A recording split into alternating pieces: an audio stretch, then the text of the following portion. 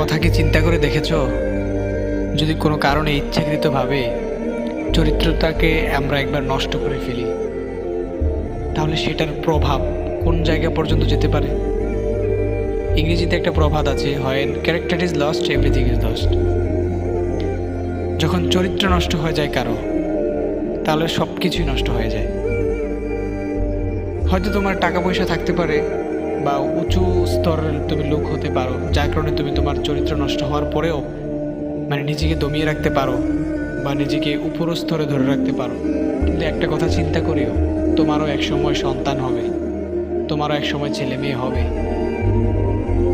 যখন তোমার ছেলে মেয়েদেরকে কেউ কোনো কারণে ঝগড়া হলে বলবে যে পিতামাতাই তো ভালো না, সন্তান ভালো হবে কোত্থেকে? চিন্তা করে দেখো তো, তখন তুমি কি সেই কথাটাকে টাকা দিয়ে দমিয়ে রাখতে পারবা? সে কথাগুলো তোমার কোন জায়গায় এসে লাগবে সেটা একটু চিন্তা করে দেখো তো।